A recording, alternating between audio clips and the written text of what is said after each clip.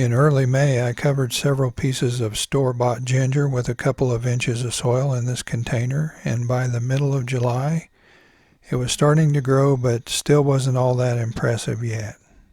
Just a couple of weeks later, you could notice the difference in growth, and when I was looking at the base of the plants, I noticed there were several new shoots coming up, which was a good sign. Just a few weeks later, you can tell that the growth looked fuller and taller in this container. This is a look at the location out in the garden where I grew the ginger. It was between our banana trees and some peppers that I had out in the same area.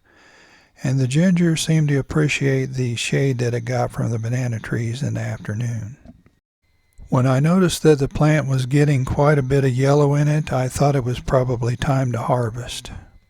I put it on this tarp so I could collect the soil that came out of the container. I wasn't sure exactly how much I would get from this container, but I was pretty confident that we'd get enough for us. It took a little bit of effort to get it unstuck from the sides, but once I got it freed from the sides, it came out all in one piece.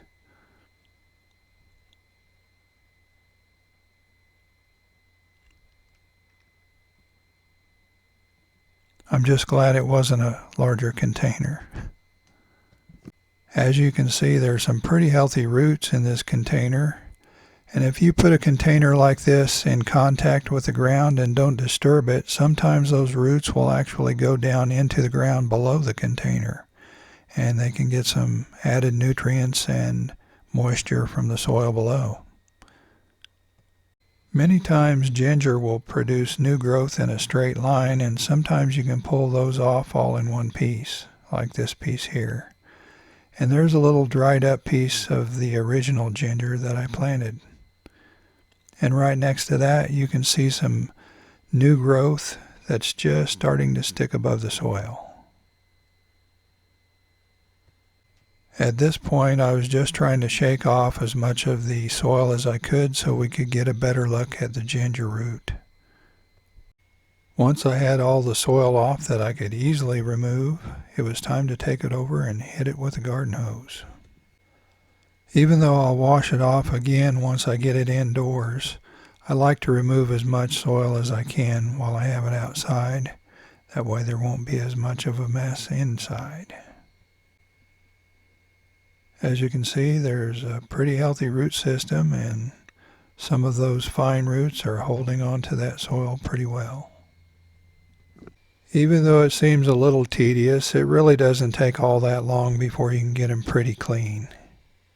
Then it's just a matter of trimming off the roots and trimming off the tops, and you have some fresh ginger. Here's a look at it after I got most of the soil off, and those roots look pretty healthy. Now it's time to do some trimming. For this job, I used the same pruners that I used to prune my tomato plants and my pepper plants. It's just a matter of snipping off the roots and then snipping off the top. I like to do the majority of the root trimming and the top trimming outside. That way I don't have as much to do once I get them indoors. I occasionally do have a few tiny roots left that I'll remove later, but most of it I do outside. If you've never seen fresh ginger, it looks so much prettier than what you see in the grocery store. Those are kind of all dried up, and these are bright and healthy looking. Here's a look at what we ended up with, and this will be plenty for us, I think. Here's a closer look of what we ended up with. And as I mentioned before, it's just so much prettier and healthier looking than what you see in the grocery store. And you can see some of those tiny roots that I have left over. And what I'll do is take this inside and I'll clean it up a lot more, and then I'll freeze it. Last year I grew ginger in the ground, and I think I got bigger and healthier plants that way and a lot more ginger. But I also used up some space that I could have used for other plants. So for our needs, comparing the two types of growing, the in-ground compared to container growing, I think I'll go with the container ginger next time, because we don't use all that much ginger, so I think one container will meet our needs. In the video last year, I went into detail on showing how I prepare the ginger to freeze and how I freeze it. So if you're interested in knowing how I do that, I'll put a link to that video down below. It shows the whole freezing process as well as the harvesting of the ginger out in the garden.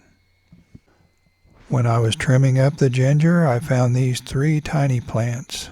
Those would be ideal for starting a new container of ginger, but I think I'm going to use these for an experiment along with this piece here. I'm going to put them all out by the banana trees and just see if they survive the winter. I don't know if they even have a chance of doing that or not, but there's only one way to find out. Before you go, let us know if you've ever tried to grow ginger in a container. And if you're just now finding this channel and you haven't subscribed, please subscribe. We'll see you next time.